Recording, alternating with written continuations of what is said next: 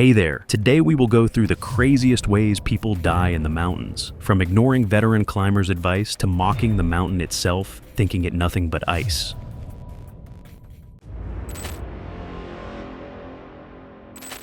On August 21st, 2019, the brothers were climbing above Camp 3 on K2 in Pakistan's Karakoram Range. Camp 3 sat at roughly 23,300 feet, while the section they were climbing was several hundred feet higher, at approximately 24,000 feet above sea level. They were following the normal route toward the bottleneck, one of the steepest parts of the mountain. The slope ahead was covered with hard snow and blue ice, and nearly every climber on the route was connected to the same fixed rope. The weather had finally settled after days of strong wind. Visibility was clear, temperatures stayed well below freezing, and several expeditions chose the same day to move higher because nobody knew how long the conditions would last. Even though the air felt cold, the ice along parts of the route had already spent weeks going through the same cycle of bright daytime sun followed by freezing nights. That's one thing I've learned from researching K2. The mountain can look exactly the same every morning, even though the ice underneath is slowly changing from one day to the next. This stretch above Camp 3 wasn't considered the hardest climbing on K2. The route was already marked with fixed ropes installed earlier that season,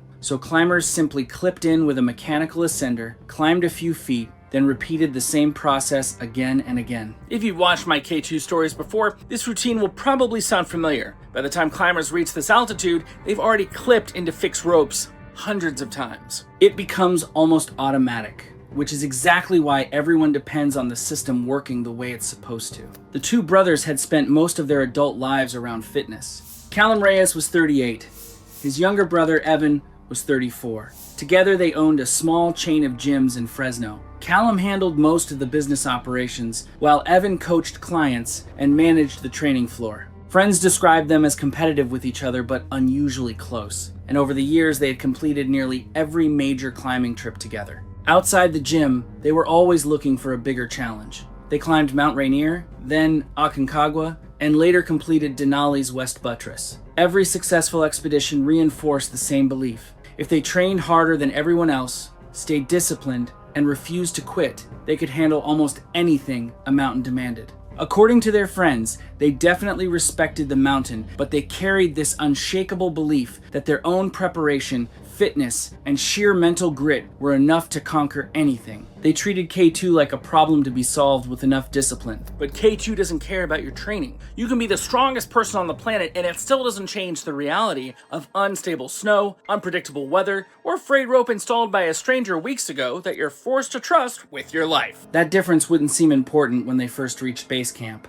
It would become much more important later. One thing the brothers quickly noticed was that K2 didn't operate like the mountains they had climbed before. On Rainier, or Denali, most of the equipment they depended on had either been placed by their own team or checked as they climbed. K2 was different. Above base camp, almost every expedition shared the same route, the same fixed ropes, and many of the same anchors. Once those ropes were installed early in the season, team after team relied on them for weeks. I think that's one of the easiest things to overlook if you've never climbed a mountain like K2. You're trusting equipment that someone else installed days or even weeks earlier, often without knowing who placed it or when it was last checked. The brothers joined a mid-sized commercial expedition based in Skardu. Their lead high-altitude worker was Iqbal Shigri, who had spent more than a decade working on K2. He was one of the expedition's most experienced Balti high-altitude workers, having spent more than a decade guiding climbers on K2 and helping establish the shared fixed ropes each season. Before the summit push, Shigri gathered the team for one last briefing inside the dining tent at base camp. Most of it covered things the brothers had already heard during the previous weeks. Stay clipped into the fixed rope, keep enough distance from the climber ahead, monitor the supplemental oxygen systems assigned to members of their expedition, and don't rush through anchor transfers. But Shigri also spent time talking about the mountain itself. Shigri spent extra time talking about the fixed ropes and anchors. He reminded everyone that the route wasn't permanent just because it had already been climbed. Ice screws that felt solid 1 week could become unreliable after repeated freezing nights and sunny afternoons. If anyone reported movement in an anchor, he said, nobody should assume it would still be safe the next day. That's the kind of advice that's easy to hear without really understanding why it matters. Nothing about an ice screw tells you how secure it is just by looking at it. Most of the time, If something is wrong, you don't find out until weight is put on it. The brothers listened, but afterward they mostly talked about the climb itself. Throughout the expedition, Callum and Evan kept returning to the same conclusion. If they stayed strong enough to keep climbing, everything else would take care of itself. When other climbers talked about changing ice conditions or old anchors, the brothers treated those as normal mountain problems that experienced guides would handle. For them, the biggest challenge was still the altitude. They had spent months increasing their endurance, training with heavy packs, and sleeping in altitude tents at home to prepare for thinner air. Between them, they probably spent more time talking about heart rate, oxygen, saturation, and pacing than about fixed anchors or ice conditions. That wasn't unusual. Many first-time K2 climbers focus on getting their own bodies ready because that's the part they can actually control. The mountain, though, has its own variables. By the middle of August, climbers from several expeditions had already mentioned that a few ice screws above Camp 3 felt looser than expected. Nobody considered it an emergency. Loose anchors are reported on K2 almost every season, especially after weeks of freezing nights and sunny afternoons. Normally, high-altitude workers replace or reinforce them as they move through the route. This time, however, there wasn't one expedition responsible for every anchor. Each team assumed the sections they weren't actively using would likely be handled by someone else. Looking back, that's where this story really begins.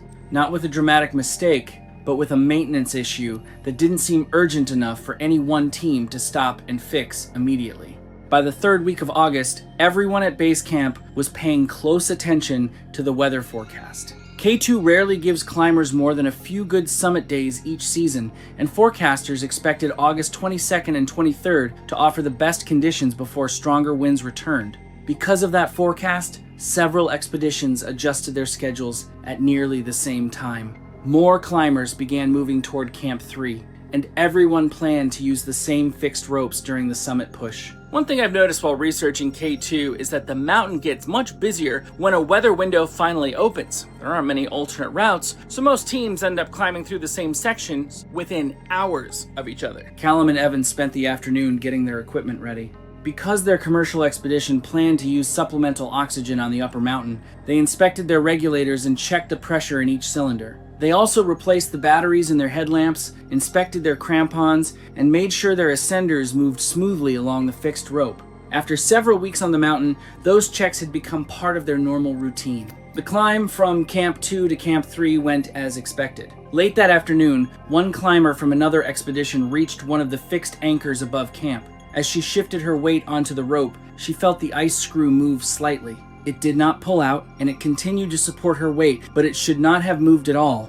During the expedition's review, she later compared it to a bolt that still holds but turns slightly when pressure is applied. After reaching Camp 3, a climber reported what she had noticed. To Shigri, what she had noticed. Shigri passed the information to the other high-altitude workers, and everyone agreed the anchor should be checked before the summit teams moved through that section. That detail really stood out to me because the warning wasn't ignored. The information reached the people responsible for working on the route, and everyone understood that the anchor needed attention. The difficulty was deciding when to do it. By the time the team reached Camp 3, the day was already coming to an end. Going back to replace the anchor would have required climbing onto steep terrain again, carrying additional equipment, and spending more time above camp before the summit push even started.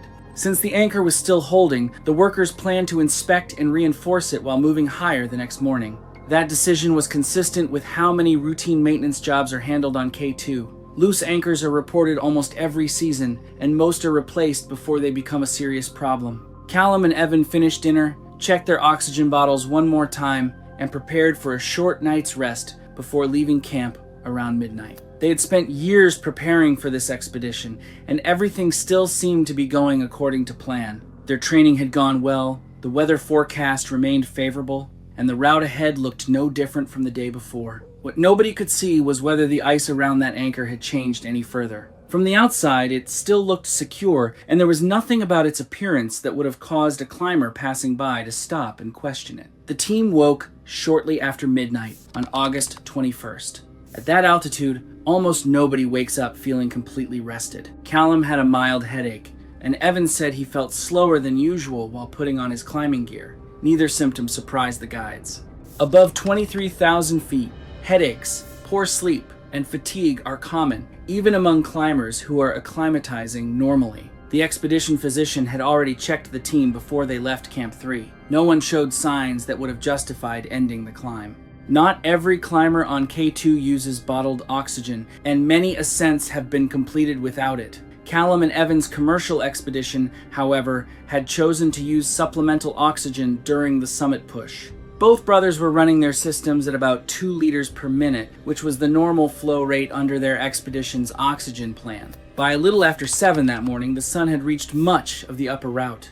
The air temperature remained well below freezing, but several sections of the climbing line had already been exposed to hours of direct sunlight. That wasn't unusual. Ice on K2 goes through that cycle almost every day during the climbing season.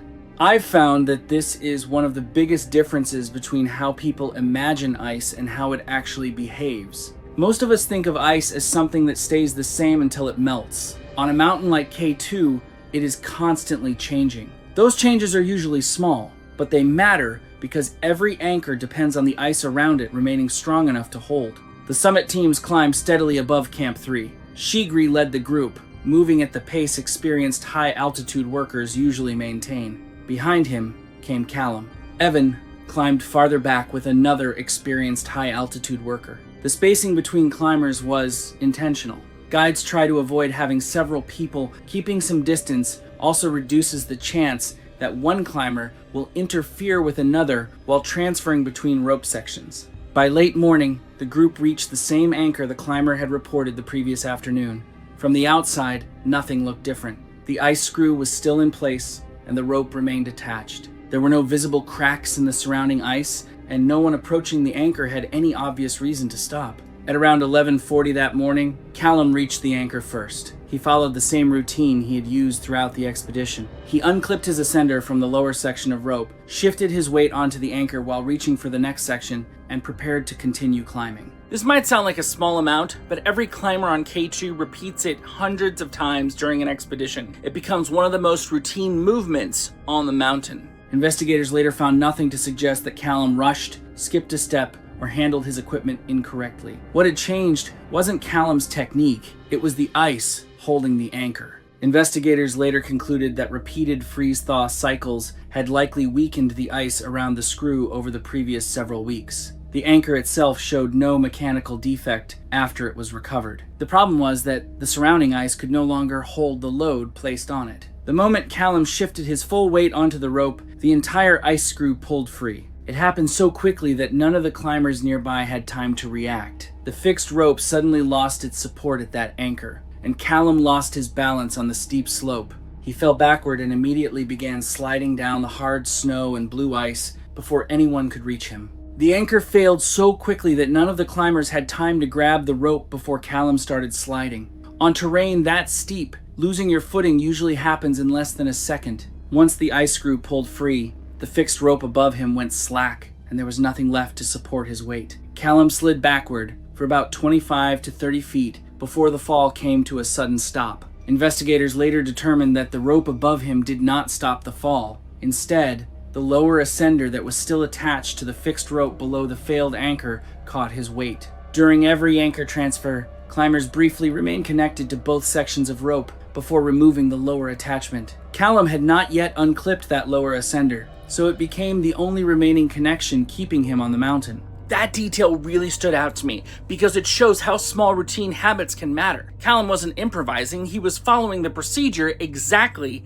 as he had been taught. If he had disconnected from the lower rope a few seconds earlier, investigators believed he likely would have fallen much farther. The force of the fall created another problem. About 40 feet below the failed anchor, the fixed rope crossed a narrow rock rib that cut across the climbing route. Under normal conditions, climbers stepped over that section without giving it much thought. During the fall, however, the rope was pulled tightly against the exposed rock. When investigators later examined the rope, they found heavy abrasion on the outer sheath where it had scraped across the stone. The rope remained intact, but the damage showed how close the system had come to suffering a second failure. Evan watched the fall from farther down the route. He immediately climbed back toward his brother as soon as another experienced high-altitude worker instructed, on steep terrain like this, Everyone cannot rush toward the injured person at once, because too many people on the same section of rope create additional hazards. By the time he reached Callum, he had already checked that the remaining anchors were holding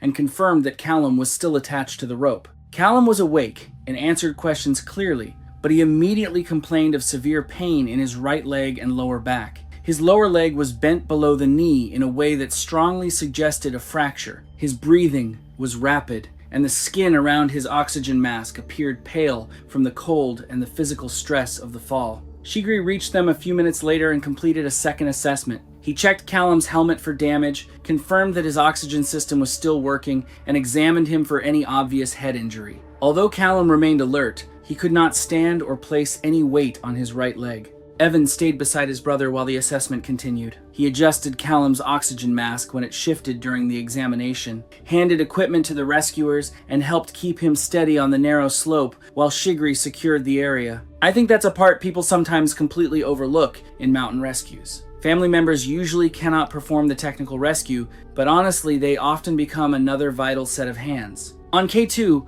where there are no professional rescue crews waiting above base camp, it just makes sense that everyone nearby ends up helping however they can. The climbers quickly realized that the fall itself was no longer the biggest problem. Callum could not walk, and they were stranded at roughly 24,000 feet above sea level. Camp 3 was several hundred vertical feet below them, but reaching it with an injured climber would still take hours. Every additional hour spent at that altitude reduced the options available to everyone involved in the rescue. They knew the priority was to call for help, but even that took time. Radios do not work reliably everywhere on K2 because steep ridges and uneven terrain can block the signal. When Shigri could not establish a clear connection from the accident site, he instructed another Balti high-altitude worker, Rahim Ali, to descend along the fixed line. Rahim climbed about 300 feet lower before reaching a section of the route with a clear radio connection to Camp 3. At around 12:05 p.m., about 25 minutes after the fall, Camp 3 received the first report. The message was relayed to Base Camp, where it was broadcast over the shared radio frequency used by several expeditions that season. Now, one thing I've learned from researching K2 is that there isn't a rescue team waiting for calls like this. When someone is seriously injured high on the mountain, the climbers already there become the rescue team. A helicopter was never considered a realistic option. In 2019, Pakistani military helicopters could generally reach base camp and, under favorable conditions, sometimes higher sections of the lower mountain. Callum was injured at roughly 24,000 feet, far beyond the altitude where a helicopter could safely hover or conduct a rescue. Everyone on the mountain understood that getting him down would depend entirely on the people already climbing with him. Shigri and another climber worked on stabilizing Callum's injuries. They used a trekking pole, webbing, and extra clothing to make a temporary splint for his broken leg because carrying a full medical splint that high on K2 was not practical. Shigri also checked the regulator and hose connected to Callum's oxygen system to make sure neither had been damaged during the fall. Evan stayed beside his brother throughout the process. He helped secure the splint, monitored the pressure in Callum's oxygen cylinder, and passed equipment to the rescuers as they asked for it. About half an hour after the first radio call, the first high-altitude workers from another expedition reached the scene. A second team soon abandoned its own summit attempt and sent more workers to help. That decision says a lot about the people who climb K2. A summit opportunity may come only once in an entire season, yet several climbers immediately gave up that chance because someone else needed help. By about 1:45 that afternoon, 7 experienced high-altitude workers had gathered at the accident site. They began lowering Callum from one anchor to the next, using the fixed ropes below the failed section. Before anyone trusted an anchor, one of the workers tested it by hand. After watching one anchor fail, nobody wanted to assume the next one was secure without checking it first. The descent moved much more slowly than anyone hoped. The rescue team later estimated they were lowering Callum only about 150 vertical feet each hour. That sounds painfully slow until you consider what they were doing. Every few yards, they had to stop, secure Callum to the next anchor, transfer the ropes one connection at a time, test each anchor before trusting it, reposition the rescuers, and carefully lower him again. A healthy climber could descend the same section much faster, but evacuating someone who could not stand turned every anchor into a separate technical rescue. Evan remained with the rescue for the entire descent. More than once, Shigri urged Evan to descend with another group while the experienced rescuers handled the evacuation. Evan refused every time. He insisted on staying beside his brother and continued helping carry oxygen cylinders, steady the ropes, and assist wherever another pair of hands was needed. As the afternoon continued, the rescue became physically demanding for everyone on the mountain. Each lowering sequence often took several minutes before anyone could move again. While one rescuer controlled the rope, others secured Callum, clipped into the next section of fixed line, checked the next anchor, and made sure nobody loaded the system too early. During those pauses, everyone remained standing on steep ice, while supporting their own weight and waiting for the next controlled descent. By late afternoon, some of the rescuers noticed that Evan had become quieter than he had been earlier in the day. He answered questions more slowly and needed reminders to drink water and check the remaining pressure in his oxygen system. No one considered that unusual. He had spent the entire day helping rescue his injured brother after climbing above 23,000 feet, and everyone assumed fatigue and emotional stress were beginning to catch up with him. Looking back, that assumption would become much more important than anyone realized at the time. After nearly 7 hours on the mountain, the rescue team reached Camp 3 shortly after 7 o'clock that evening. They had lowered Callum only about 700 to 900 vertical feet from where he fell. On most mountains, that distance would not take long to descend, but on K2, every section had required another carefully controlled lowering over steep terrain, making the rescue far slower than a normal descent. The expedition physician examined Callum as soon as he arrived. His broken leg was obvious, but his vital signs were more concerning. His blood pressure had dropped, his pulse remained elevated, and his oxygen levels stayed critically low despite supplemental oxygen. He also reported increasing pain in his chest and pelvis, suggesting internal injuries that could not be treated on the mountain. The physician determined that continuing the descent that night would place both Callum and the rescue team at greater risk. So, the decision was made to keep him at Camp 3 until first light. Evan remained with his brother throughout the night. He monitored Callum's oxygen equipment, replaced empty cylinders, and assisted the medical team when needed. Around 4:15 the next morning, Callum's condition deteriorated rapidly. He became difficult to wake. His breathing slowed, and his heart stopped despite continued oxygen therapy and resuscitation attempts. And with only limited medical equipment available at Camp 3, more than 23,000 feet above sea level, there was little more the team could do. Callum Reyes was pronounced dead at Camp 3 on August 22nd, 2019. As preparations began to move his body down the mountain later that morning, several rescuers noticed that Evan was unsteady on his feet. At first, they believed he was simply exhausted after spending nearly a full day at extreme altitude helping with the rescue.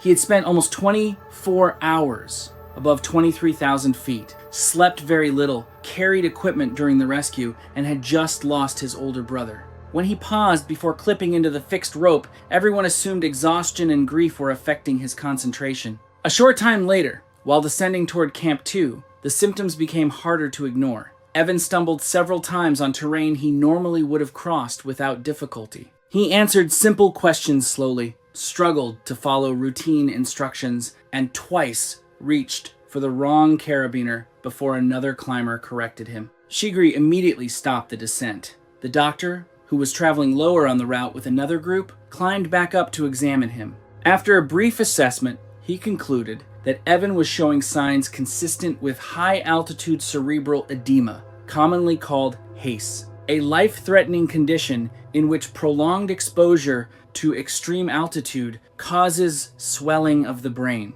The rescue team immediately changed priorities. They administered dexamethasone, raised the flow rate on Evan's supplemental oxygen system, and began moving him downhill as quickly as the terrain would safely allow. Unlike the previous day's rescue, there was no discussion about waiting. Everyone knew that rapid descent offered the only realistic chance of survival. For a short time, Evan appeared to improve. Then, less than an hour into the descent, he became increasingly confused and eventually lost consciousness. The rescuers continued lowering him toward Camp 2 while maintaining oxygen and monitoring his breathing, but his condition continued to deteriorate. By the time they reached the lower camp, the expedition physician determined that the swelling had progressed beyond what could be managed on the mountain. Despite continuous treatment and ongoing evacuation efforts, Evan Reyes died later that afternoon before he could be transported to base camp. In less than 24 hours, K2 had claimed both brothers. One died from injuries caused by a failed anchor. The other died after remaining at extreme altitude long enough to help bring his brother home. Poor weather delayed any immediate recovery effort. Low clouds moved over the upper mountain during the afternoon, and fresh snowfall increased the avalanche danger below Camp 3. Rather than risk additional lives, expedition leaders agreed to leave both brothers at the camp until conditions improved. The weather cleared enough on August 25th for a recovery team to begin moving them down the mountain. High-altitude workers from several expeditions volunteered to help. Using the same fixed rope system that had been involved in the accident, they carefully lowered both brothers through the steep sections above Camp 2 before continuing toward base camp. Pakistani authorities later completed the formal recovery process, and military helicopters transported the bodies from base camp to Skardu. With the rescue complete, attention turned to understanding exactly what had happened. Unlike aviation or industrial accidents, fatal mountaineering incidents on K2 are not investigated by a permanent independent agency. Instead, expedition operators, liaison officers, guides, and climbing organizations work together to review witness accounts, photographs, radio logs, equipment, and the condition of the route. Investigators interviewed everyone who had been present during the accident, and one of the most important pieces of evidence was the failed anchor itself. After the season ended, the ice screw was recovered and examined. Investigators found no evidence that the ice screw had failed mechanically. It was properly installed and showed no manufacturing defects. Instead, they concluded that repeated cycles of daytime melting and nighttime refreezing had gradually weakened the surrounding ice. That finding really changed how I looked at this case. The equipment worked as designed. The mountain had changed around it. The investigation also confirmed that movement in the anchor had been reported the day before the accident and was expected to be inspected before the summit push. That inspection never happened. Investigators found no evidence that anyone deliberately ignored the warning. Instead, responsibility had become unclear because multiple expeditions shared the fixed ropes, leaving no single team responsible for replacing the anchor. The review also concluded that the younger brother died from high-altitude cerebral edema, caused by prolonged exposure to extreme altitude during the rescue. Although treatment and descent began as soon as his symptoms became obvious, investigators determined the illness had likely been developing for several hours before it was recognized. Investigators found no evidence that either brother violated climbing procedures. However, they noted that Evan remained at extreme altitude throughout the rescue despite repeated opportunities to descend, significantly increasing his exposure to the conditions that later caused high-altitude cerebral edema. In the months that followed, several expedition operators discussed improving how shared fixed ropes were managed on K2. While no single international standard was adopted, more teams began emphasizing documented inspections of anchors after significant weather changes, instead of assuming previously installed protection remained reliable throughout the climbing season. I think that's what makes this case so difficult to forget. The Reyes brothers came to K2 believing it was mostly a test of strength. The investigation found something different. The ice had changed beneath them. On K2, even doing everything right cannot always overcome a mountain that's constantly changing.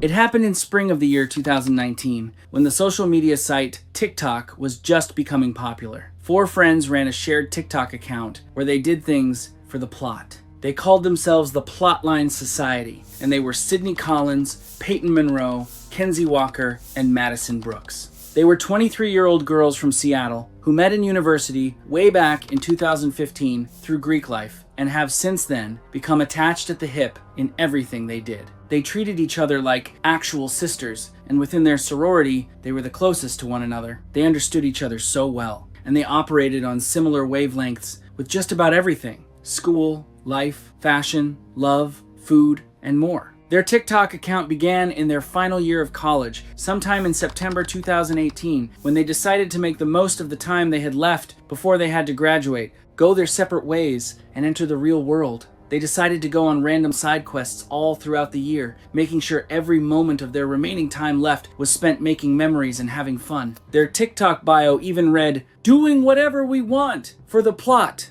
They initially began their account by simply documenting the normal side quests they did, like go cafe hopping across the city, try expensive restaurants on the weekends, go to new clubs or bars around the area, or go on road trips across states. Before, only close family, friends, and girls from their sorority watched their content. It was not until they went on a wild spring break trip in San Juan, Puerto Rico, that their videos started gaining more traction online. They started gaining followers and over 10,000 likes on each new post, their comment section filled with praises and admiration, requests, and suggestions for new side quests. Near the end of their university life, they had gained over 100,000 followers. At that point, their content had been a mix of fun and entertaining side quests, wild and slightly risky adventures, and sometimes just pointless funny content. They had gotten increasingly popular over the past year, and they were filled with the adrenaline rush of their quick rise to fame that they would churn out new content almost every day. On the 25th of April in 2019, the Plotline Society posted an announcement video on their TikTok account. They were going to climb Mara Peak on their own,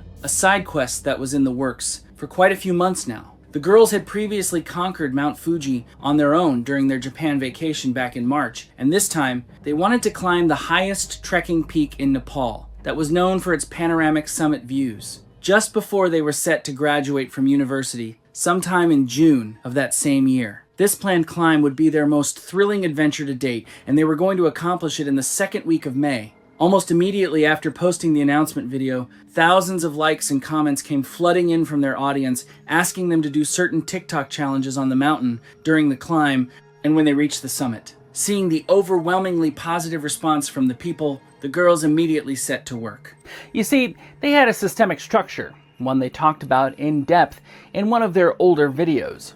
Sydney was their quote-unquote leader, and she was mainly in charge of brainstorming for their content. The other girls chipped in their ideas as well, but Sydney managed the majority of it thanks to her extensive knowledge of social media marketing analytics. She also managed their account, which meant she was the main handler of posting, replying to comments, and going through their account's social media engagements. Peyton had full control of logistics. She booked the hotels, tours, plane tickets, and the like for all of their travels. She had the reins when it came to navigation. When they needed to buy gear for anything, like the time they went scuba diving, she prepared everyone's diving gear. Or like the time they baked 10 cakes in under 24 hours, she gathered the baking equipment and ingredients. Kenzie managed the finances. She kept track of whatever outflows they had for their side quests, made sure everyone paid Peyton on time for whatever equipment and materials she procured for the group. When they started receiving PR boxes, Peyton also managed those. She took care of the cash inflows and outflows,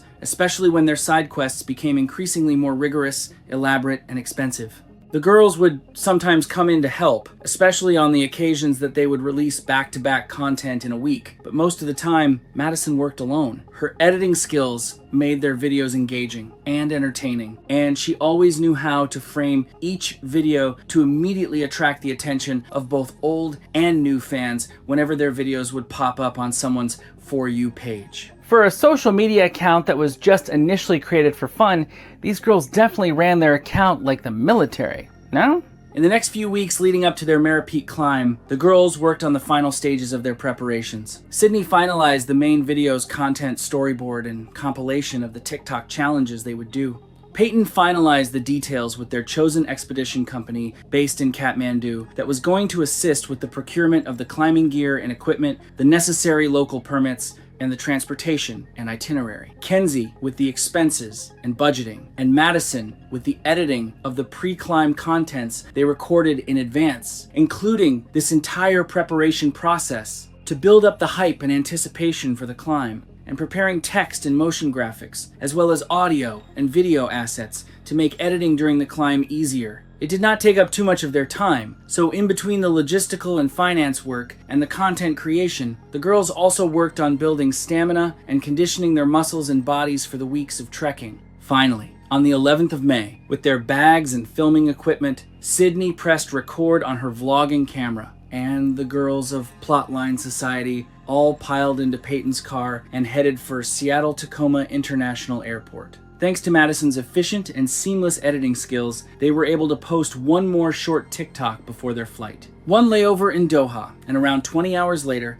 their fans received another notification. the girls had landed in Tribhuvan International Airport, Kathmandu. After the flight, they checked into their hotel in Thamel to rest, allowing them to adjust to the time zone and be ready for the final stretch of preparations. For the next 2 days, the girls worked on finishing any final tasks for their climb. They met with the liaison officer of their expedition company, who was handling their expedition, who also assisted them with processing their required permits, their climbing permits, the local area permit, plus the Makalu Barun National Park permit, and TIMS cards. When they were arranging their climb with the expedition company, the company recommended a popular route for Mara Peak, which would take approximately 18 to 20 days. This was an ideal plan for the girls, who would only miss roughly 3 weeks of university. Part of the package the girls had availed with their expedition company included a day-by-day itinerary, a pre-climb briefing, a gear check, a route explanation, and a weather and altitude strategy. When the liaison officer asked them if they wanted to hire Sherpa guides, they declined, and told him the current package was sufficient enough for them to make it on the mountain alone. They mentioned their experiences, but a later interview and investigation revealed that the information they had given to their officer was exaggerated, making it sound like they were far more experienced than they actually were.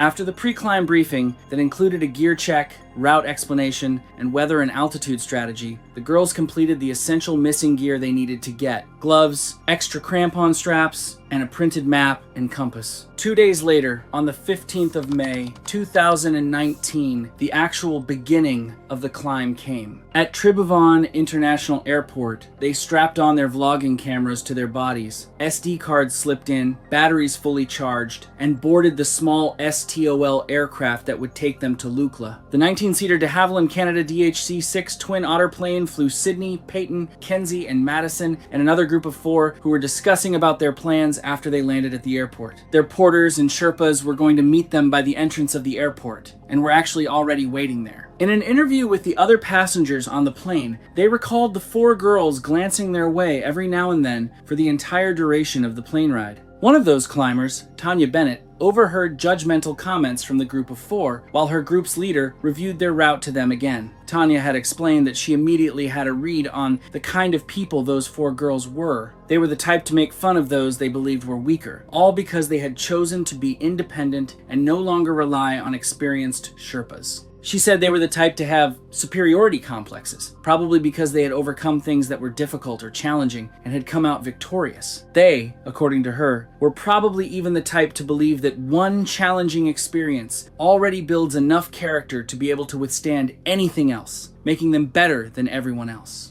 The fact that they were whispering amongst themselves in such a small capacity aircraft was proof enough of how highly they thought of themselves. I mean, it was kind of hard to pretend you could not hear what they were saying, especially if they weren't being subtle and were obviously talking about you. They, according to Tanya's answers in the interview, were making fun of her group for bringing along Sherpas on a mountain like Mara Peak that was considered as a non-technical trekking peak. Unlike Mount Everest, where the Nepali government required foreign climbers to book a Sherpa guide, it was possible to have expeditions on Mara Peak without guides. It was not required, but it was also extremely rare and high risk. Some sort of partial support at certain points of the climb were still necessary and reduced the risks, something that Tanya's group considered. Although rare and more dangerous, successful climbs without Sherpas were still possible for Mara Peak, an option that the Plotline Society had chosen and one that Tanya's group had not. Well, Tanya's group was not doing this climb for the plot anyway. That was the whole point of their climb, to reach a mountain summit on their own without a Sherpa's help. Tanya said she had also heard and read about Mara Peak being labeled as a non-technical trekking peak climb that was doable without a Sherpa, but her group was not highly skilled and professional enough for that yet. Her group did not want to risk anything, knowing that they were just starting out with mountain climbing. Even then, after all, Mara Peak was not a mountain without its own set of dangers and risks. Advanced alpine climbing skills were not a requirement, but the final ascent to Mara Peak included glacier travel, steep snow slopes, and exposure to high altitude conditions. Basic mountaineering techniques were essential, and Tanya's group decided that they still needed to work on that more before they would feel confident enough to go on expeditions on their own or with fewer help. The plane ride from Kathmandu to Lukla only took about 25 to 35 minutes, and soon enough, the plane descended and landed at Tenzing Hillary Airport. As soon as the pilot released the fasten seatbelt signs, Sydney, Peyton, Kenzie, and Madison stood up, eager to depart from the plane. They departed from the plane and headed straight for the baggage carousel to retrieve their checked luggage. Tanya recalled following behind the eager group as they made it outside the airport, where the group's porters were waiting, and Tanya's own group's porters and Sherpas were also waiting. After the initial introductions and discussions with the porters, the trek started, and they started recording the trek. Each girl took clips of their surroundings, capturing the charm of Lukla village. They walked through Lukla village's main street and soon made it out, descending out of Everest's main trail and turning south towards Cirque. Recovered footage timestamped from their first day also included clips of the girls crossing suspension bridges and walking through forested trails, walking all the way to Paya, the first village stop with valley views. Their cameras had captured views of higher Himalayan peaks. Here, the girls stopped to rest for the day before they would continue the following day. Immediately, they pulled out their tripod, getting to work filming clips for their TikTok challenges. Tanya's group had also been trekking at a similar pace and had seen the group film their challenges. Tanya recalled seeing them retaking their videos a few times before they deemed their footage good enough. That was the last Tanya had seen the group for a while, because the Plotline Society had left earlier than Tanya's group the following morning. For the next 6 days, the girls went through different villages, capturing stunning views on their cameras and maintaining a steady elevation with each new day. After Paya, they reached Pangam, a Sherpa village at the base of the trail to Pangam La Pass. The village had been full of Sherpa life and culture, witnessing traditional farming and cultural practices. On their third day from Pangam, they trekked to Ningzo, then on their fourth to Chatrakola, 2 small, remote villages along the trail. On these 2 days, they went through rolling terrains, walked through forests and ridges, crossed rivers, all while taking in the peaceful surroundings and passing by other groups of climbers as well. Then on their 5th and 6th days, they moved higher up to the high villages of Kothe and Thangnak. At this part of the climb, they were already starting to see snow-covered peaks and the first views of Mera Peak. Here, the girls also rested and adjusted to the height once more. From Thangnak to Karay for their 7th day, the climb would become steeper, and after that, they would make it to the high camps. The first week and a half was not too bad. They trekked through the villages safely, did more TikTok challenges, and on more relaxing days, did TikTok lives to update the fans on their progress. Soon enough, the group had made it to Karay, the actual base camp for Mera Peak. Here, they parted ways with their porters. At Karay, they rested for a bit and acclimated to the altitudes, adjusting to the height. Without wasting too much time, they also began the preparations for their climb at midnight. They went over their route once more, backed up photos and videos, repacked their day packs, and made sure none of their gears were broken or faulty. Then, at exactly 12 midnight, Sydney, Peyton, Kenzie, and Madison were ready, and the group departed Karay, moving up the rocky slope and toward the glacier edge. The weather wasn't bad, but a thin layer of clouds lingered above the glacier. As they began the climb, the group also switched out their regular cameras for their action vlogging cameras, making it easier for them to take a lot of footage whilst climbing. About 45 minutes later, they reached the glacier edge. The wind slowly started picking up, snow passing through their camera's footage like a layer of smoke. Before they moved forward, the group recorded even more TikTok challenges, laughing quietly on the silent glacier. I don't know, guys. Personally, on a climb at midnight, mind you, shouldn't you be locked in and not recording TikTok challenges? Sydney, being the group's unofficial leader, led them as they roped up, Peyton behind her and Kenzie and Madison at the rear. Their spacing was uneven, and already the ascent was awkward, but they pushed forward anyway. They made it to Lower Mera Glacier, but sometime after arriving, the visibility dropped even more as stronger winds rushed in, carrying snow across the surface. A whiteout began forming. Peyton called out for Sydney, telling her that they should probably go back because the situation wasn't looking too good. Sydney refused and pushed forward, pulling everyone along with her. Kenzie's camera panned up ahead of her, and the footage captured nothing but her friends in front of her and white snow. They moved further up, but with each step they took, the wind blew stronger and stronger. Little did the group know, a blizzard had already been brewing. 20 minutes in, the wind was constantly picking up, and before long it had turned into a full-blown blizzard. The video footage captured nothing but the strong movement of white and the loud billowing of the wind. Finally, Peyton managed to convince Sydney to turn around, shouting over the strong winds to pull her friend back.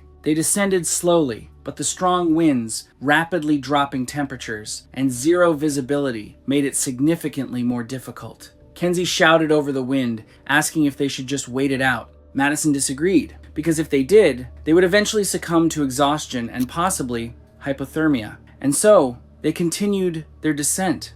But the girls probably had never been used to this kind of cold, if the way their bodies quickly gave up, not even 5 minutes after that descent had to count for anything.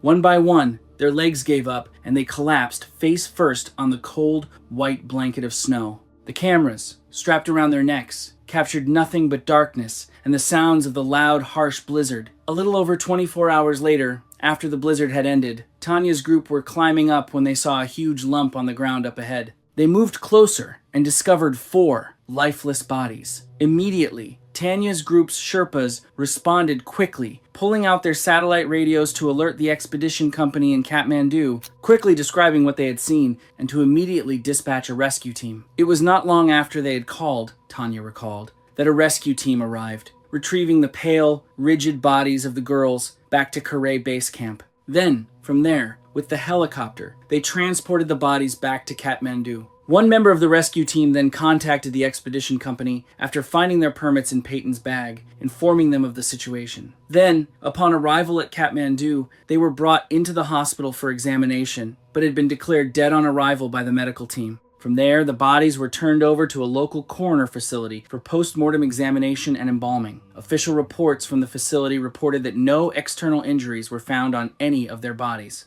However, reports indicated that they most likely died from hypothermia. Supporting photographs of the bodies presented their pale, almost wax-like skin and bright red patches over their joints, evidence commonly associated with hypothermia. Simultaneous with the examination, the local police unit conducted investigations, retrieving recorded footage from the cameras found on their bodies, as well as from the backed-up hard drives found with the rest of their things in their rented lodge at Karay. The police conducted interviews with Tanya's group, with the rescue operators, and of course, the liaison officer that handled their expedition. Retrieved footage also revealed that the group had interacted with a few climbers at Karay on the night of their climb, and the police also sought these climbers out, asking them to provide information about the conversations they had with the victims. The responses were similar across the interviewed climbers. They had told the climbers of their background that they were TikTokers, and that their content was concentrated on doing things on their own, on doing things for the plot. It was their online branding, and they were determined to prove their capabilities on the mountain, and they said that they were going to do it themselves, and without anyone else's help. This detail proved useful to the investigation, providing context as to why they had gone without a Sherpa.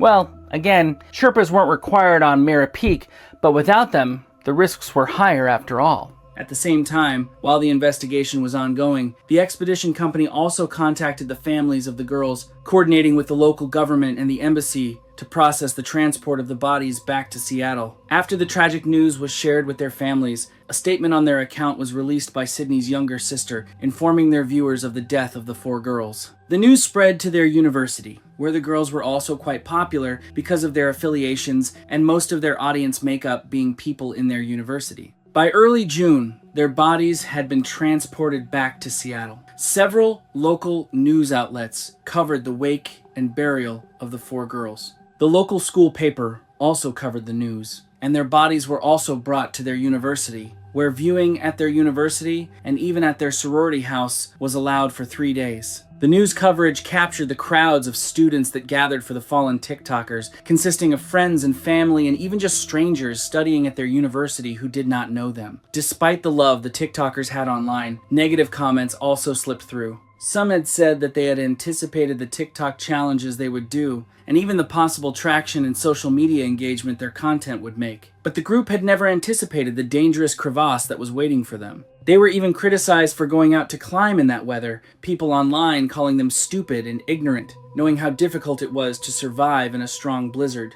At the same time, other climbers had defended the dead girls, saying that blizzards were not something you can actually avoid. Sometimes they would arrive suddenly, accelerate in speed, and grow in intensity without giving you enough time to get somewhere safely. Some climbers also added that their bodies, based on additional reports from the rescue team, had faced downward. With their bodies positioned this way, it had also implied that they were also on their way back, but because they were on their own and without a Sherpa, no one had been able to help them right away. Climbing blogs also analyzed the situation, adding on to the discussion that the duration of the blizzard, lasting for over 20-something hours, had stretched out the time that anyone else would have found them, because the blizzard had immobilized everyone from leaving. Several spliced videos of their announcement on TikTok made the rounds online. People pointed out how the Plotline Society had mentioned that this thrilling climb on Mara Peak was their last do-it-for-the-plot adventure before they graduated. This was the side quest that was supposed to change their lives. Haters online commented and said, well, it certainly changed their lives, just not in the way they had thought it would.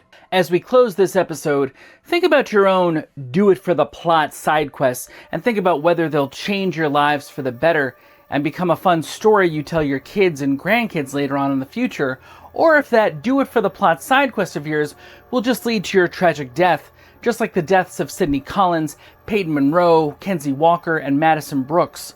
What a plot twist that was.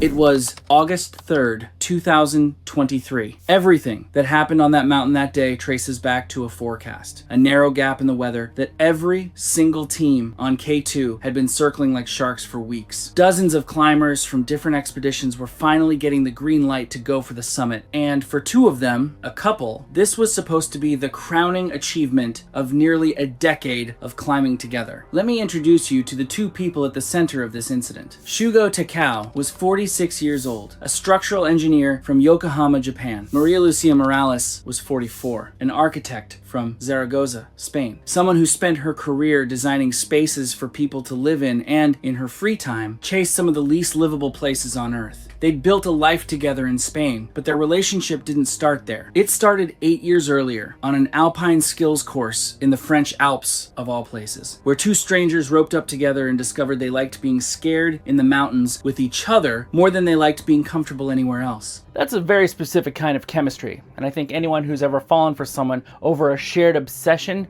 understands it immediately. From that course onward, their relationship and their climbing basically grew up together. They weren't messing around either. Over the following years, they knocked out guided ascents of Mont Blanc, Gran Paradiso, the Breithorn, plus a handful of technical alpine routes that require real skill, real fitness, and real trust in your partner. More recently, they'd added Aconcagua to that resume, a real taste of altitude and thin air, though nothing that fully prepares a climber for what an 8,000-meter peak demands. I want to be clear about something here, because it matters a lot for how this story unfolds. These two were not reckless amateurs who wandered onto the second highest mountain on the planet without a clue.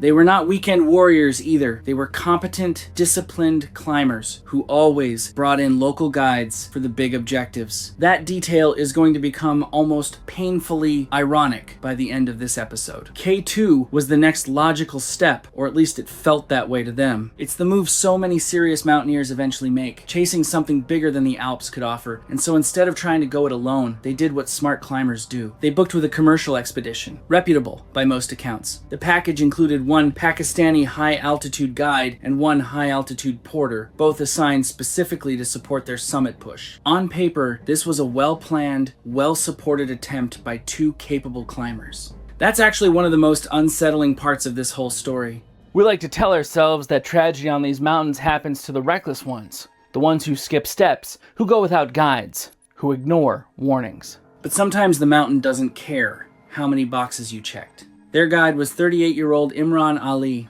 a seasoned Pakistani high-altitude specialist who had already stood on K2's summit multiple times. He worked for one of the more budget-friendly operators on the mountain, which is worth mentioning because K2 expeditions run a huge range in price, and the cheaper packages often mean fewer guides stretched across more clients. Less redundancy if something goes wrong. Even so, Imran had been assigned to Shugo and Lucia alone that day, no other clients splitting his attention, which meant whatever happened later would come down to timing and judgment, not staffing math. Alongside Imran was 29-year-old Karim Hussein, the porter assigned to the pair, carrying spare oxygen bottles and emergency supplies for their summit day. Neither Imran nor Kareem knew it yet, but they were about to become the two most important eyewitnesses to a tragedy that would end up being picked apart by investigators, journalists, and honestly, people like me, sitting here trying to make sense of it months later. I think it's worth sitting on that budget detail for a second, because it's the kind of thing that never makes it into the highlight reel of a climb like this.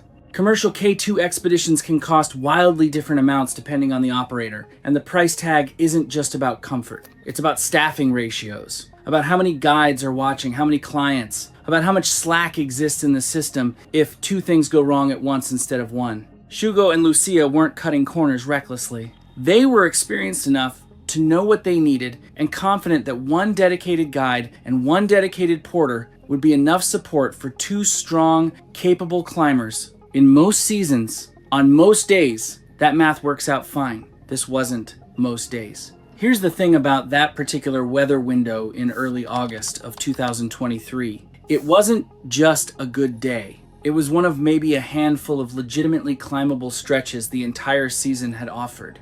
Weeks of storms, high winds, and general misery had kept teams pinned down at various camps, and when the forecast finally cleared, it wasn't just Shugo and Lucia's team that decided to go. It was basically everyone. Every commercial operator on the mountain, every independent climber, all converging on the same route at the same time because nobody wanted to be the team that waited for a window that might never come again. And if you know anything about mountaineering, you already know where this is going. When everybody moves at once on a route as narrow and exposed as K2's, you get bottlenecks. Actual, physical, human traffic jams thousands of feet above sea level in air so thin your brain is functioning at a fraction of its normal capacity. I don't think people fully grasp how dangerous a traffic jam becomes when it's happening on a knife-edge ridge instead of a highway. During the acclimatization rotations up the Abruzzi Spur, they were by every account model climbers. They followed instructions. They didn't cut corners. They made friends easily, hanging around Camp 2 and Camp 3 with climbers from completely different expeditions, swapping stories, sharing food, doing the kind of bonding that happens naturally when you're all suffering together at altitude. Shugo, true to his engineering brain, became something of an unofficial camp handyman, fixing gear, tightening straps, solving little mechanical problems that popped up constantly in that environment. Lucia carried her camera everywhere, snapping photos of other climbers in candid moments and making a point of sharing the pictures with them afterward. Expedition staff who worked with them described them consistently as polite, cooperative, and physically strong. These were likable people. I think that matters. It's easy to turn tragedy into a morality tale where the victims did something obviously wrong and we get to feel superior and safe. This isn't that kind of story. But likability doesn't cancel out physics, and it doesn't cancel out inexperience with a mountain that operates on a completely different level than anything they'd touched before. Even with their alpine resume, both of them started to realize during acclimatization that K2 was punishing them in ways Mont Blanc never had. Above 26,000 feet, just moving your body forward, one boot in front of the other, started to feel like an enormous, almost absurd effort. They joked about it at first, the kind of dark, exhausted humor climbers use to cope, saying they never imagined a mountain could make experienced people feel like total beginners again. I actually find that detail kind of haunting in hindsight, because it wasn't really a joke. It was their bodies quietly telling them something true, and jokes are often how we deflect information we're not ready to sit with. And then there was the waiting. Weeks of it. Poor weather, delay after delay, food quality degrading the longer everyone sat around camp, fatigue accumulating in a way that doesn't fully reset even with rest days at altitude. This kind of prolonged expedition wears down more than muscles. It wears down patience, judgment, emotional reserves. Morale sagged across the whole mountain, not just their team. And by the time the forecast finally opened up, Summit Day carried this enormous emotional weight because everyone understood, on some level, that this might be the only shot they'd get. When you combine physical depletion with emotional desperation and then add hundreds of other climbers all feeling the exact same pressure at the exact same time, you've built the conditions for something to go wrong. Nobody has to be careless for that recipe to turn dangerous. It just has to exist. Summit day started shortly before midnight. Climbers streaming out of Camp 4 under a clear sky with winds that were considered acceptable, even good, by K2's brutal standards. And almost immediately, long lines began forming along the fixed ropes. This is the reality of modern, high-altitude mountaineering that doesn't always make it into the glossy summit photos. You're not climbing a mountain, you're queuing on one, sharing a single, narrow rope system with climbers of wildly different skill levels and speeds. Shugo, for his part, started out patient. Lucia even encouraged slower climbers ahead of them whenever the line stalled, which tells you something about who she was as a person and as a climber. But hours ticked by. Their oxygen, calculated and rationed for a certain pace, was burning faster than planned because standing still on a nearly vertical ice face while gasping for air still uses gas, maybe more than moving does. Can you imagine that image? Hundreds of feet up a mountain wall, clipped to a rope, unable to move, watching your oxygen gauge tick down while you wait for a stranger ahead of you to figure out their next step. That's not a minor inconvenience. On K2, that's a countdown. I want to point out something that I think gets lost whenever people tell stories like this one. It's tempting to look for the moment where things went wrong, like there's one clean turning point you can circle in red. But the truth is messier. The oxygen math didn't break because of one bad decision. It broke slowly, minute by minute, every time the line stopped and Shugo and Lucia had to just stand there, motionless, on terrain steep enough that a wrong step could send them sliding, breathing bottled air. They'd budgeted for movement, not for waiting. Multiply that by hours, and you get a version of the summit push, where your body is already quietly writing checks your reserves can't cash later in the day. Nobody feels that happening in real time. You just feel a little more tired than expected, a little more anxious than expected, and you keep climbing anyway because turning around feels unthinkable after weeks of waiting for this exact window. Somewhere in that slow-moving column was a 50-year-old Czech mountaineer named Gleb Bortnik, climbing independently with another team. Gleb had serious Himalayan mileage behind him, and multiple climbers who'd crossed paths with him described the same thing. An almost stubborn, deliberate pace, no matter what chaos was happening around him. While Shugo and Lucia were burning nervous energy trying to close gaps in the line, Gleb was steadily, quietly, gaining ground on them without ever looking like he was hurrying. There's something almost symbolic about that, in retrospect. A tortoise and hare dynamic playing out at 26,000 feet, except nobody involved knew yet which role they were actually playing. As the route pushed toward the bottleneck, that infamous, terrifying stretch of steep ice sitting directly beneath a massive, unstable hanging serac, the congestion got dramatically worse. This is widely considered the single most dangerous section on the entire mountain, a place where you're supposed to move fast and decisively, not stand around. But standing around is exactly what dozens of climbers were doing, struggling with the terrain, slowing everyone behind them. Their guide heard Shugo tell Lucia that if they kept moving at this pace, they might reach the summit dangerously late. She agreed. They needed to take any opening that appeared. I want to be really clear here. They weren't racing anyone. They weren't trying to prove anything. They were scared, in a very rational way, of missing the weather window entirely and getting caught descending in the dark. That fear was legitimate. The mountain simply didn't care that their fear was legitimate. So whenever a gap opened ahead of them, Shugo would carefully move past the slower climber, always staying clipped into the fixed rope while he did it. Imran didn't just remind them, he told them plainly to stop passing people, slow their pace, and conserve what oxygen they had left. Shugo would nod, acknowledge the advice, and then keep doing exactly what he'd been doing whenever the chance came up. That's such a human contradiction, isn't it? Agreeing with good advice in the moment and then acting on the fear underneath it instead. Karine later recalled that both climbers were breathing far harder than they had been lower on the mountain, a physical tell that their reserves were already dipping into dangerous territory. Their patience was gone. And here's the part that I think is genuinely the crux of this entire tragedy. Exhaustion doesn't just tire out your muscles.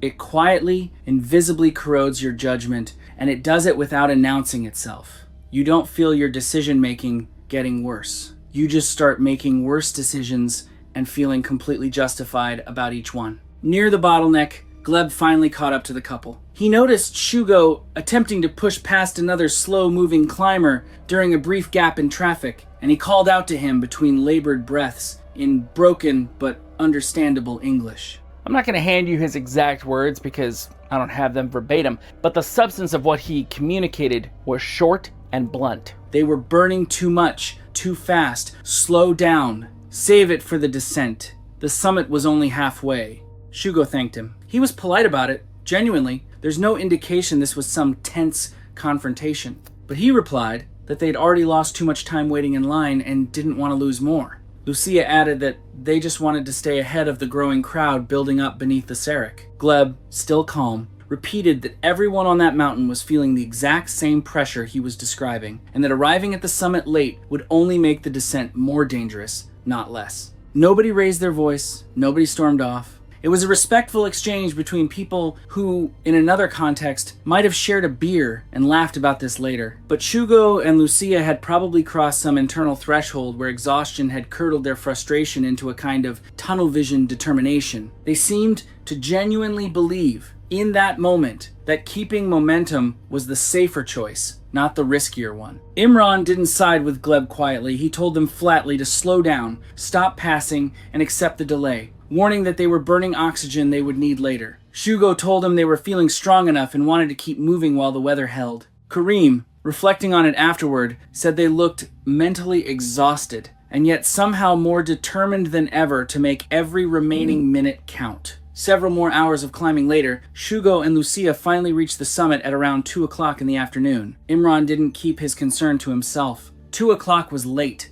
dangerously late, and he told them so directly, urging them to keep it short and start down immediately. Objectively, the weather was still holding well enough to allow for an immediate descent, and that would have been the textbook move. Snap a few photos, take it in for a minute or two, and turn around. Instead, the emotional floodgates opened. This was the culmination of years of training, years of smaller summits building toward this one, a shared dream between two people who'd fallen for each other, partly because of this exact obsession. They hugged, they cried, they filmed short videos to send home to family, the kind of clips that are heartbreaking to watch now, knowing what came next. They had Kareem photograph them together against the summit ridge, prayer flags snapping in the wind behind them. All told, they spent roughly 20 minutes up there, celebrating, soaking it in, while Imran repeatedly urged them to start moving. Eventually, they listened and began the descent. But as they turned to head down, clouds were already starting to build lower on the mountain, and shadows were stretching long and dark across the upper slopes. 20 minutes doesn't sound like much until you remember that on K2's death zone, every single minute is borrowed against a body that's actively dying at that altitude. Slowly, cell by cell, no matter how strong or well-trained you are. The mountain was never going to send them an invoice for those 20 minutes. It was just going to collect the payment later, without warning, at a moment they wouldn't get to choose. Within the first hour of descending, both climbers noticeably slowed down. Their movements lost coordination, small stumbles, hesitations, that unmistakable sluggishness of a body running on fumes. They needed frequent rests, and their oxygen supply kept dwindling with every passing minute. Making things worse, traffic on the descent had become even more chaotic than it had been on the way up, because now climbers from multiple expeditions were coming down at the same time that some slower climbers were still heading up, trying to catch the tail end of the window. Every single rope change anchor point turned into a bottleneck of its own. Climbers clipped in and waiting on brutally steep terrain, while others carefully, painstakingly transferred from one rope segment to the next. Imran kept telling them, over and over, to take their time at every single transition. Kareem watched both climbers show increasingly obvious signs of exhaustion, their crampon placements getting sloppier, less precise. The kind of small technical degradation that means nothing on flat ground and means everything on a sheet of exposed ice. Conversation had basically stopped between everyone on that stretch of mountain. Nobody had breath to spare for talking. By the time they reached the bottleneck again on the way down, shadows had swallowed most of the slope, temperatures were dropping fast, and the softer snow that had cushioned the route earlier in the day had been scraped away by thousands of crampon points, leaving hard, polished blue ice exposed underneath. There's a phrase experienced high-altitude climbers use that I keep thinking about while putting this episode together. Summit fever gets all the attention, but descent fatigue is the quiet killer.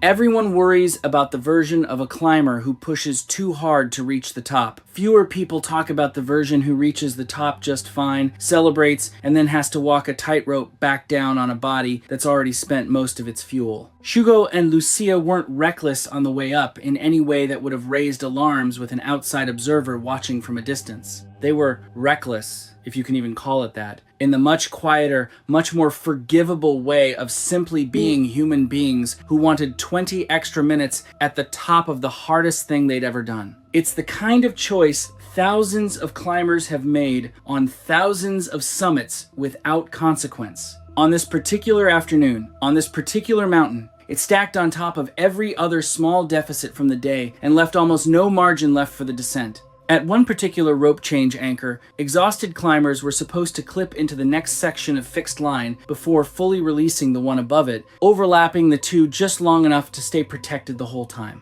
It's a routine maneuver, done thousands of times every season without incident, when it's done in the right order. The queue at this anchor was inching forward one person at a time, and Lucia reached it first. Rushed and running on fumes, she unclipped from the upper rope before her new carabiner was properly seated on the line below. In that gap, one of her crampons skated across the exposed blue ice. She lost her balance instantly. Imran shouted for her to self-arrest, to dig in, to stop the slide before it started, though on hard blue ice, in crampons, mid-transition, that was never going to be an easy thing to do. Because she wasn't yet secured to the lower rope, there was nothing physically holding her in place, and nothing stopped that initial slide. Shugo, without any hesitation, lunged toward her before finishing his own transition. A purely instinctive reaction, the kind no training can fully suppress when you watch the person you love start to fall. His own carabiner wasn't yet locked onto the rope below, and that sudden shift of his weight downhill cost him his footing on the same treacherous ice. Kareem later said it happened in under 2 seconds. Both of them accelerated down the exposed slope below the bottleneck together, gear and headlamps scattering across the slope as they went, moving too fast for anyone nearby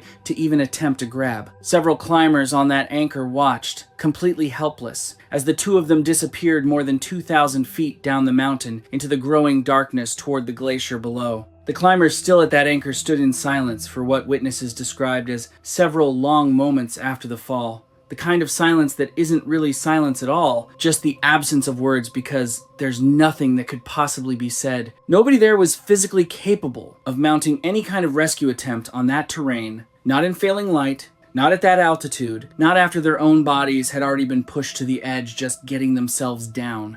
Imran and Kareem continued their own descent, visibly shaken, and once they reached the lower camps, they gave detailed statements to the expedition leadership and, later, to Pakistani authorities investigating the accident. Their accounts painted a consistent picture. Two competent, well-liked, genuinely careful climbers who had slowly, understandably, been consumed by the mounting pressure of a summit day that kept running later and later than anyone wanted. Recovery efforts were severely limited by the darkness, by the objective hazards of that exposed stretch below the bottleneck, and by the sheer scale of the fall. In the end, their bodies could not be safely recovered. Darkness, altitude, terrain, and distance made that impossible.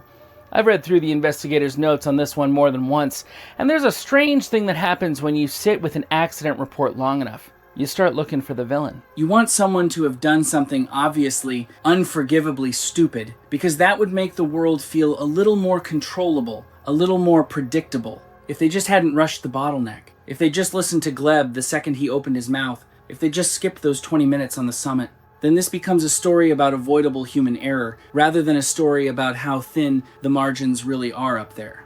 But I don't think that's honest. I think the far more uncomfortable truth is that Shugo and Lucia did almost everything right for years, built real skill and real judgment, climbing some of the most respected peaks in Europe, and still ran into a mountain that simply doesn't leave room for the small, deeply human mistakes that every other mountain forgives. That's not a satisfying ending. It's just the real one. What stays with me most is Gleb's warning near the bottleneck. The summit is only halfway. Hours later, it became the truest words spoken that day. K2 didn't claim Shugo and Lucia because they were reckless. It claimed them because, for a few critical minutes, exhaustion convinced two experienced climbers that hurrying was the safer choice.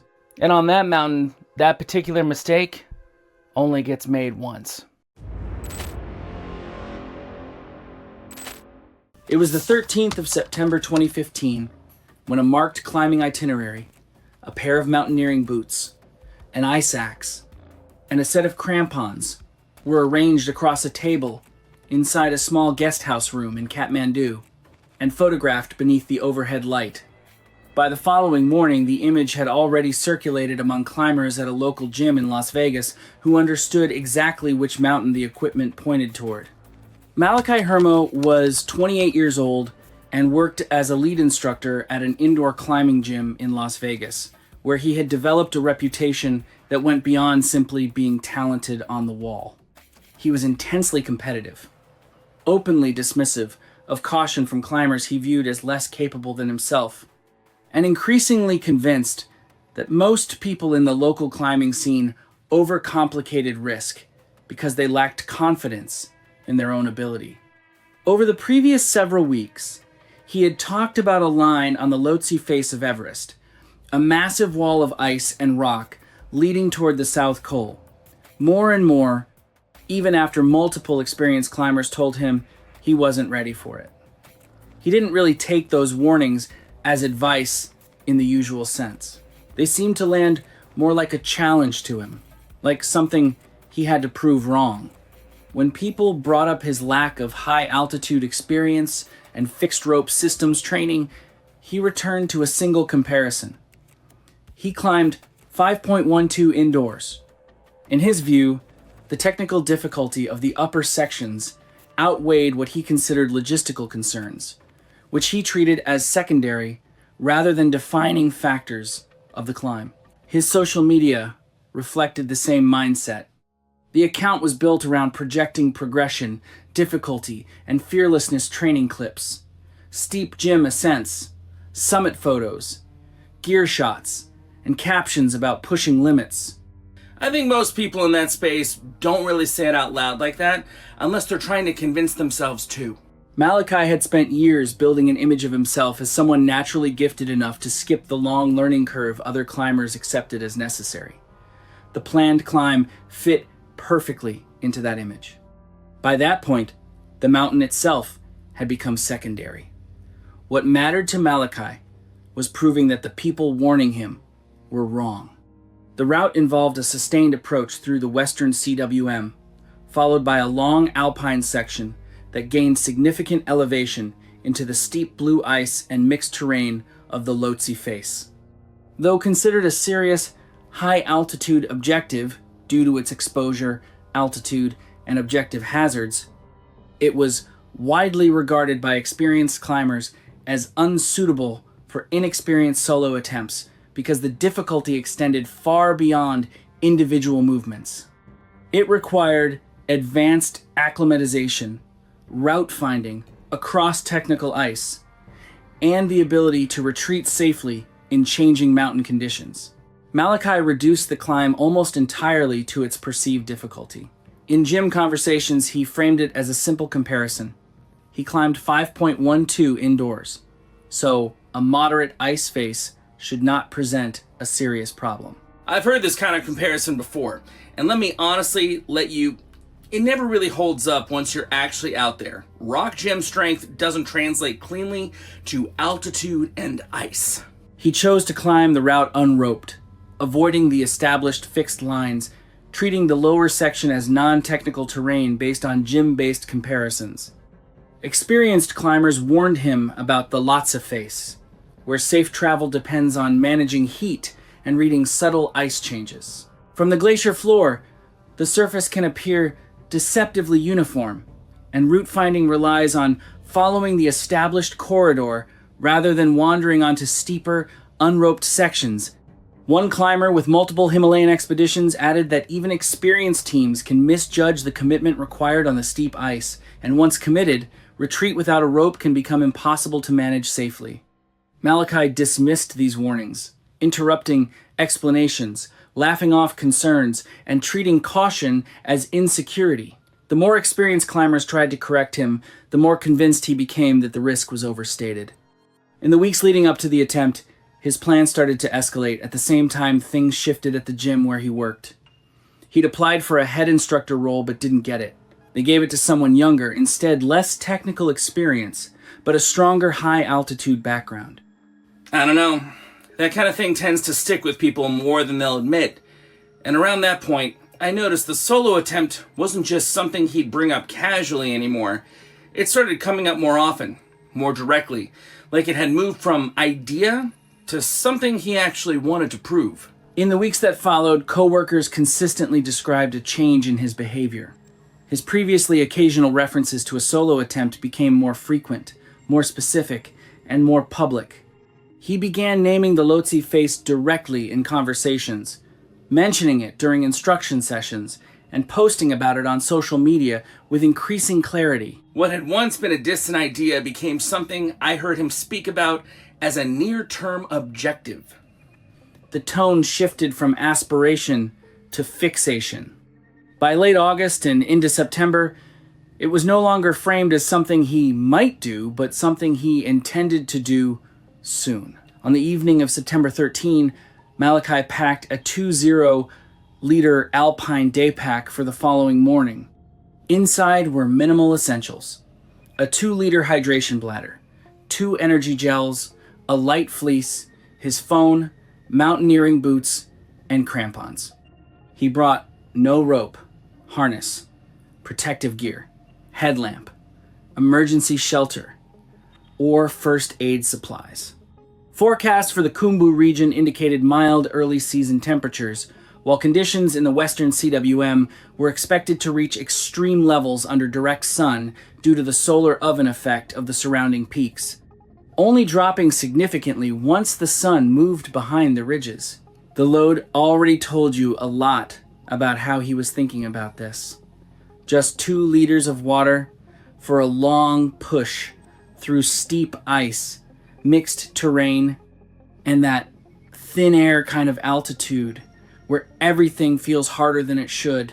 In conditions like that, most experienced climbers would have carried way more water and better insulation just because you burn through both faster than you expect. Malachi had spent the last 3 weeks in the Khumbu, moving back and forth between base camp and the lower camps as part of a loosely organized commercial expedition. He did his acclimatization, rotations, reached Camp 2 twice, even spent a few nights around 21,000 feet. From the outside, he looked pretty steady, like he knew what he was doing. He got frustrated with the whole system, the slow pace of the fixed ropes, the bottlenecks, people moving slower than he thought they should. On the morning of the attempt, he left Camp 2 early, ostensibly for a solo acclimatization hike toward the base of the face. He moved away from the tents at a steady pace, conserving energy while orienting himself across the glacier toward the Lhotse face. The surface underfoot alternated between firm, wind-packed snow and harder sections of ancient glacier ice. He paused briefly near the transition into the lower face, where the glacier began to tilt upward into the massive ice wall.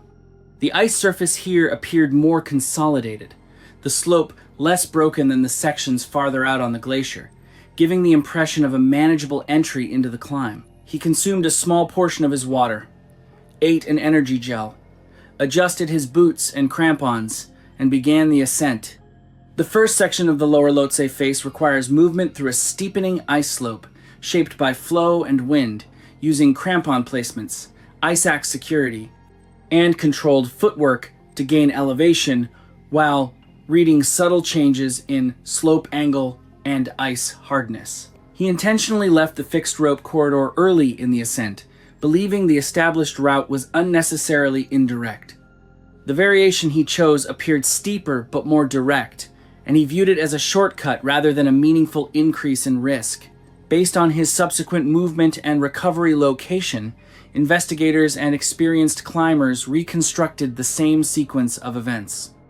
The line he chose gets steeper as it goes. The ice becomes harder and more brittle too, not as supportive, more like surfaces you have to trust through precise crampon bite and body tension rather than anything you can really lock into. It turns into more of a continuous push upward, compared to the standard route, which follows a series of lower angle zigzags and has established platforms to rest. It's a different kind of terrain entirely. Not harder in a clean way, just less forgiving in every direction, from what I could tell. The off-route terrain on this section trends toward more technical mixed difficulty, meaningfully harder than the moderate ice rating Malachi had cited as evidence of the route's appropriateness for his solo attempt. He was managing it. He was a strong climber by gym standards, and he was managing the moves. He continued upward. By mid-morning, Malachi had gained several hundred feet of elevation above the western CWM, moving deeper into the technical ice of the face. Basic Everest logistics before arriving in Nepal. Had already consumed a significant portion of his water equivalent supply and was on terrain that did not match the intended line.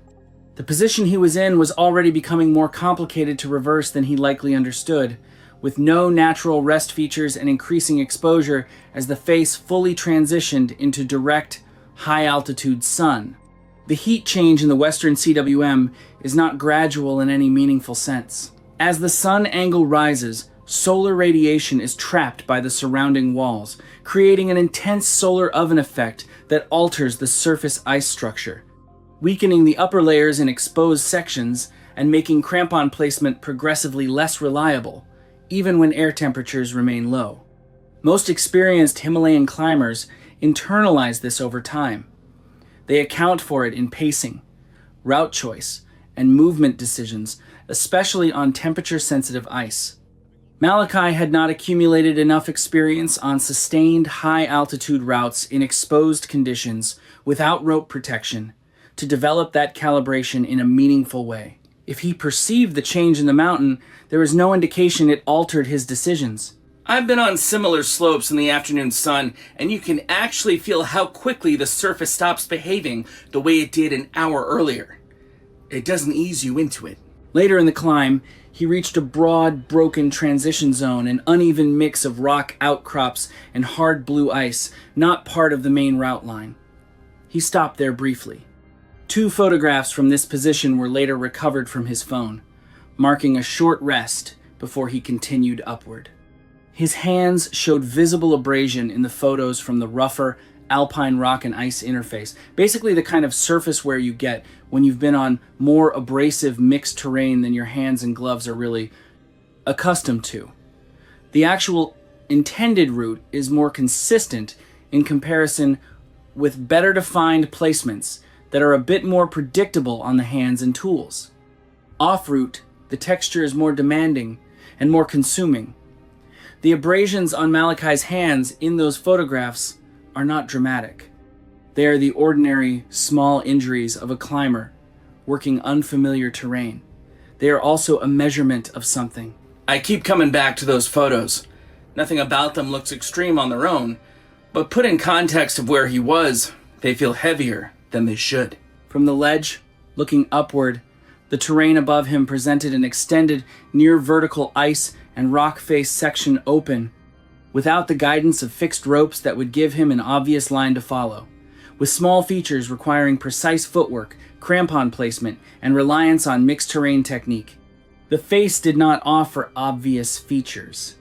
It was not a blank slope, but it was close enough to one that the eye, searching for the next sequence, would have had to work for it. He looked down. Beneath him, the ice slope he had ascended over the preceding hours, the sequence of body positions, counterbalance movements, and careful step and axe placements he had used to gain altitude, was now a series of moves that would have to be reversed to retreat. Down climbing steep blue ice is not a simple inversion of climbing it. The body positions change, the direction of force changes. Moves that were managed going up, with gravity assisting the foot placements and the hips angling naturally into the ice, became awkward and strained going down. Without a rope, without protection, a single failed foothold on the descent would produce the same outcome as a failed foothold on the ascent. He was approximately several hundred feet above the glacier floor. Malachi looked up again. He continued upward. By this point, the climb had stopped feeling like a sequence of individual moves and had become a continuous commitment upward. It's more like, from my perspective, all the changes start taking effort at once. Every short rest was conditional on the next usable feature appearing above him, and every attempt to reassess the route required letting go of positions that already demanded full effort to maintain. The further he progressed, the less the terrain offered any clear pause points where a decision could be made without physical cost. What would normally be a moment to stop, downclimb, or reorient on a roped climb instead became a simple mechanical reality. Stopping meant hanging sustained weight on marginal holds, and going down required reversing movements that were no easier than what lay ahead. In that narrowing space between upward progress and downward uncertainty, the climb gradually lost clear, low-consequence decision points. What he was thinking at this point, whether he had assessed the situation and chosen to continue because the upward option appeared more manageable than the downward one, or whether he was not yet fully processing the logic of his position, cannot be known with certainty. Both explanations have been offered by climbers who have reviewed the timeline. Both may be partially correct. What is known is that he moved upward. One energy gel remained in his pack. He was somewhere above 900 feet on the face, on off-route terrain, in direct sun exposure, where solar radiation affected surface conditions despite the high altitude and persistent wind.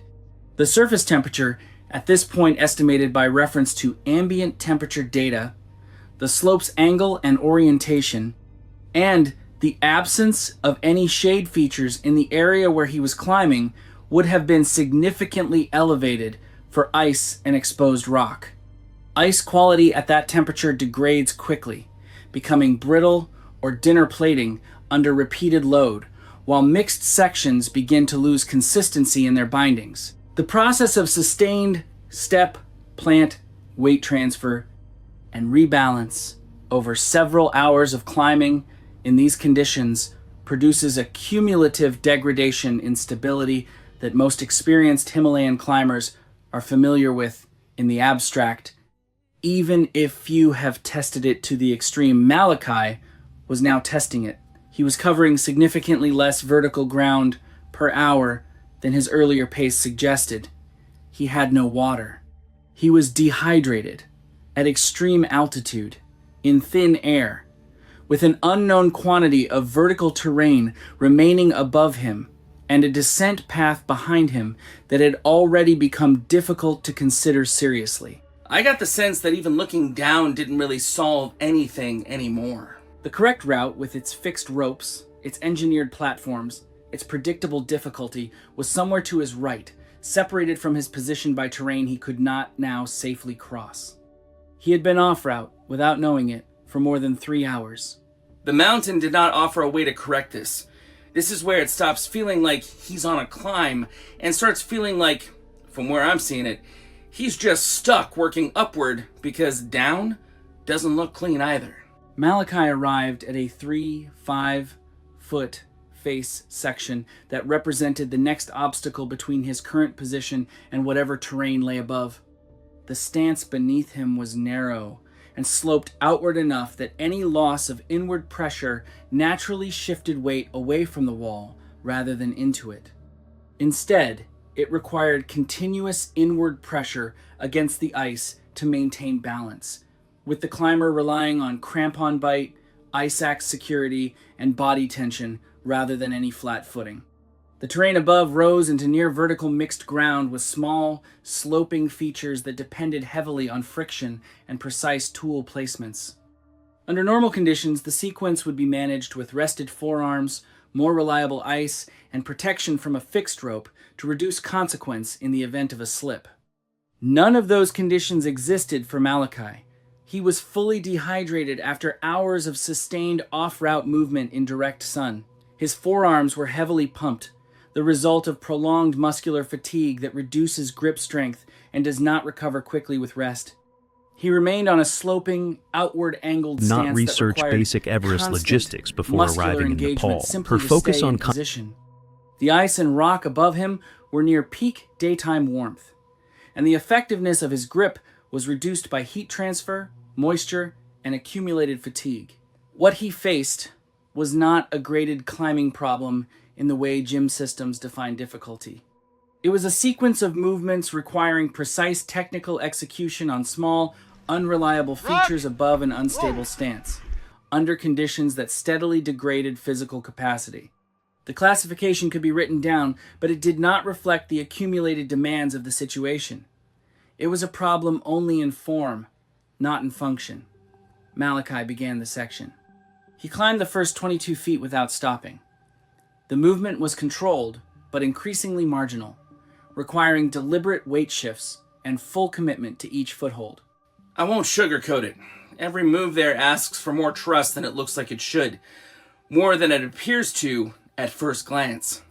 Every placement demanded precision, as the mixed features offered minimal margin for error and required constant adjustment of body position and tool security to maintain contact with the mountain.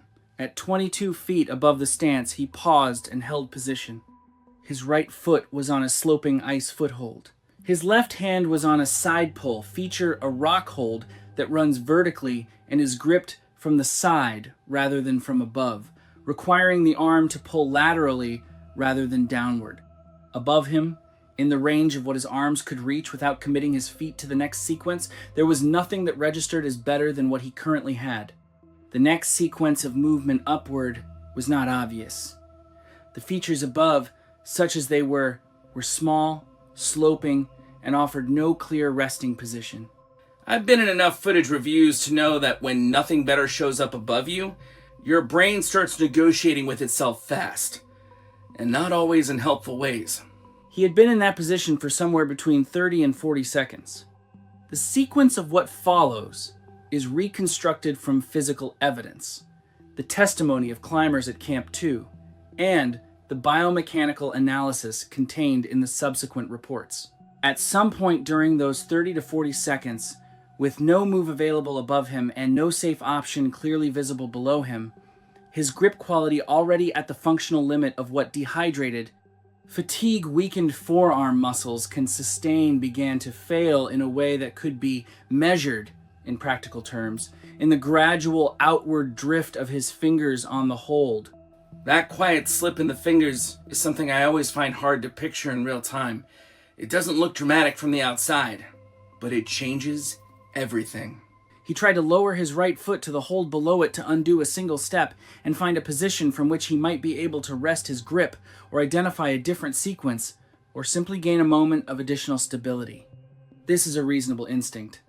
On a gym wall, with fresh arms, with a rope above him, it is a routine response to reaching a dead end. Here, it was a movement that required his left hand to sustain full load while his right foot searched for a placement below and behind it, on a sloping surface, on exposed ice, 22 feet above a stance that angled outward toward open air. At a critical moment on the mountain, Malachi's right foot slipped from the sloping ice foothold, causing his full weight to transfer instantly to his remaining points of contact. His left hand already operating at its limit after hours of sustained climbing in high-altitude heat and fatigue was unable to maintain grip under the sudden load shift. It released, and he fell. He fell 22 feet and struck the sloping stance below him, a narrow platform angled at approximately 20 to 25 degrees outward from the face. The impact did not arrest his fall. The angled stance partially deflected his impact, reducing vertical force momentarily, but failing to arrest the fall. His body lost contact with the surface almost immediately and continued off the outer edge. He came to rest on a small bench of broken rock and compacted ice partway down the face. The fall was not directly witnessed. 2 climbers at Camp 2 noticed unusual movement and debris shedding from a section of the face where no teams were currently climbing. They described it as a significant amount of material dislodged from a high shelf. They attempted to locate the source but could not see the area clearly due to the scale of the terrain and intervening features. They briefly discussed it, assumed it was a natural ice fall, a common occurrence on the Lhotse face, and continued with their activities. One of them kept glancing back up the wall, unsettled by the feeling that the debris pattern didn't match typical rock or ice shedding. Later that day, a Sherpa team returning to Camp 2 noticed a single day pack and gear near the base of an unroped section that had not been there in the morning. Reviewing the expedition logs and permit records, Authorities found only one climber missing from the morning's roster, the solo climber who had ostensibly gone for an acclimatization hike. Concerned by the combination of details, they initiated a search. The following search efforts confirmed a motionless figure on a debris shelf high on the face. Recovery operations were delayed by terrain and fading light and were suspended until the following morning when a long line recovery team reached the location and confirmed the climber was deceased. The subsequent reports concluded that the cause of death was blunt force trauma consistent with a multi-stage fall from height. The injuries indicated an initial impact that redirected the body outward from the slope, followed by a second, more severe impact onto lower rock and ice debris. The reports noted multiple fractures and severe internal and cranial trauma consistent with high-energy impacts. It also confirmed the absence of any protective equipment or connection to the fixed lines.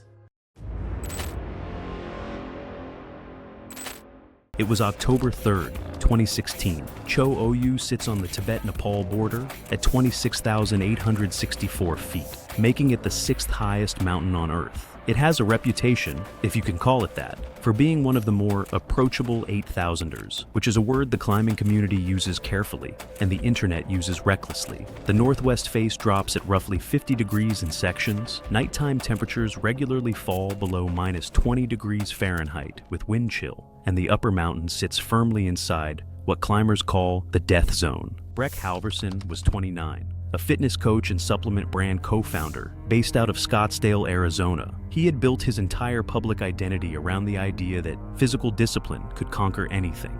That if you trained hard enough, ate clean enough, and wanted it badly enough, your body would deliver. He had thousands of followers and a brand partnership in the works. Thomas Vielle was 31, a personal trainer and content creator from Austin, Texas, and Breck's closest friend and longtime collaborator. Quieter than Breck, slightly more measured, but he'd spent years in that orbit and knew exactly how to match the energy when the camera was on. Neither of them had any formal mountaineering training. The closest either had come to high altitude was a guided Kilimanjaro summit 2 years prior, 19,341 feet. No technical climbing, no ropes, no crampons. They'd done a week-long crampon and rope skills course in the Swiss Alps 3 months before the trip, which looked good on paper and gave them just enough vocabulary to sound like they knew what they were talking about. They showed up to base camp with camera rigs, a gimbal stabilizer, a portable ring light, resistance bands, and enough branded protein powder to last a month. They had a name for the trip before it even started, the Peak Performance Campaign, tied to a supplement launch. The summit of an 8,000er was the content. The mountain was the backdrop. That was the entire framework they brought to Cho Oyu. So, how did that work out? The decision didn't come from a climbing background. It came from a comment section. Breck posted a video about pushing physical limits. Someone replied, asking if he'd ever do Everest, and that was apparently enough. He didn't go straight to Everest, even though he understood that was a different conversation. But Cho Oyu kept coming up as the most accessible 8,000er for someone without a mountaineering resume. So he framed it publicly as the next logical step in the brand arc. What it actually was a content decision, dressed up as an athletic one. And Thomas? He came on board without hesitation. Cho Oyu's death zone is not a metaphor. Above 26,247 feet, oxygen drops so low that the human body begins failing at the cellular level, regardless of fitness or willpower. Blood thickens. Fluid accumulates around the brain and in the lungs. Judgment degrades in ways the affected person almost never recognizes, because the organ doing the judging is the one being compromised. A crampon slip without immediate self-arrest becomes a fall, and a fall at that altitude with no evacuation option is a death sentence with a time delay. The cold doesn't feel dramatic. It just quietly takes things from you while you're focused on something else. The first sign came within hours of arriving at base camp at 17,000 feet. Both men were visibly short of breath, just moving between tents. Not from exertion, just walking on flat ground. And what does Breck do? Films a video that evening, shirtless despite the temperature, calling the altitude just another variable to optimize. He used the word biohacking. At 17,000 feet, shirtless, Thomas was quieter in his own clip, rubbing his temples, smiling for the camera, saying his head was just adjusting, which is slightly less unhinged, but still a man with a headache telling his followers he's fine. I've heard that kind of language before.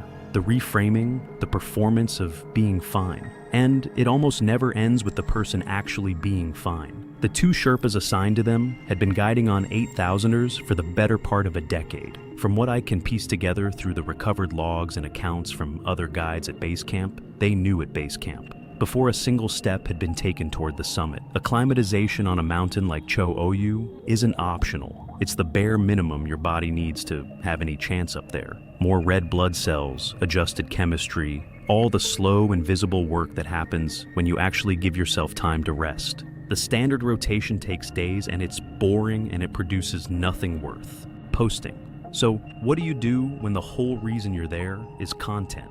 You cut corners. Breck and Thomas did it loosely on the first round, and then started skipping steps entirely. On the second rotation, they dropped a full rest day because the weather looked clear, and Breck had a lighting window mapped out for a sponsored post at Camp 1. One of the Sherpas flagged it. It's in the records. And did it change anything? No, it didn't change a single thing. On the first rotation up toward Camp 1, Breck slipped on a patch of verglas, a thin, nearly invisible layer of ice that forms over rock, and went down hard on his right knee. He was up in seconds, laughed it off, kept moving. Didn't slow down, didn't adjust his line, just got back up at the same pace. Like the mountain had made a mistake. The Sherpa behind him noted it in the log that evening, not because the fall was serious, but because of that exact response. That attitude on a technical high-altitude route isn't confidence, it's a warning sign. Then at Camp 1, around 20,000 feet, the oxygen conversation happened. The guides offered supplemental oxygen, not as a shortcut, but because at that altitude it keeps your brain working and your body from falling apart. Breck refused, said it would invalidate the achievement for the brand campaign. Their bodies were the product, and the product didn't need assistance. I mean, what do you even say to that? Thomas hesitated though. He looked at the kid a beat longer than Breck did, and then put it down and followed his lead. That hesitation tells me something. Some part of Thomas knew the decision was wrong. He just didn't make a different one. That night at Camp 1, Thomas barely ate, told Breck his head was pounding. Breck handed him an electrolyte packet and told him to hydrate, because apparently that's the solution at 20,000 feet. Thomas drank it, went to sleep, and in the morning said he felt better. He probably believed that. Headaches at altitude can ease temporarily after sleep, and that's one of the cruelest features of AMS. It gives you just enough relief to convince yourself you're fine right before the window closes. I think that false recovery was the moment Thomas stopped taking his own symptoms seriously, because after that, he stopped mentioning them at all. The move to Camp 2 at around 23,000 feet took most of a day. Somewhere on that stretch, Thomas stumbled twice on terrain that didn't warrant it. First time, he caught the fixed rope and steadied himself. Second time, he went down to one knee and stayed there a few seconds longer than a stumble should require. Breck was ahead and didn't see either one. The Sherpa behind Thomas saw both, and I think that gap between what Breck was seeing and what was actually happening behind him is where this whole thing was decided. By the time they reached Camp 2, Thomas was slower, appetite gone, headache back, and worse than the night before, though he told Breck. It was manageable. He still filmed a video from inside the tent, joking that his head felt like post-leg day.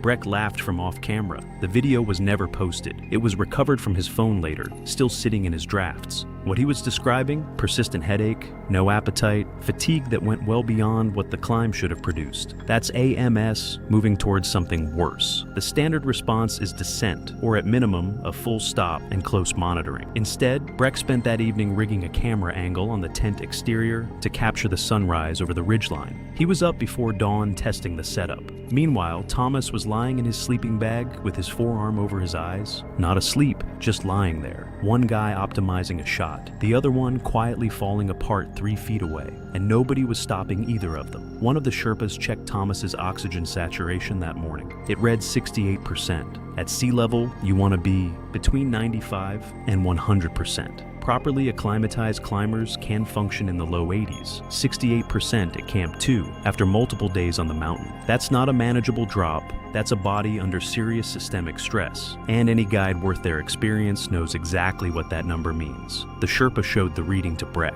and Breck's response, Thomas always looked rough in the morning. His numbers would come up once he started moving. That's it. That was the full medical assessment from a man with 180,000 followers and a supplement brand. The same push harder, the body will adapt framework he had built his entire platform on. except that framework has no business being on an 8,000er. At altitude, it doesn't motivate anyone. It just gets them killed. The night before the summit push, temperatures outside Camp 2 dropped to minus 22 degrees Fahrenheit, with wind chill. One of the Sherpas recommended a 24-hour hold. And this is the part that gets me. It wasn't even an unreasonable ask. There was another viable weather window, projected 36 hours out, that would have been equally usable. It wasn't now or never. But Breck pulled up a weather app on his phone, looked at the forecast, and decided the window was now and they weren't waiting. He had a specific sunrise timestamp mapped out for the campaign content, and that apparently outweighed everything else. Thomas didn't argue. That evening, one of the Sherpas radioed other guides at base camp. The exchange was brief. He said he had a bad feeling he couldn't shake. That transmission is in the logs, and if I'm being honest, that one line from a man who had spent years on these mountains carries more weight to me than anything Breck said the entire trip.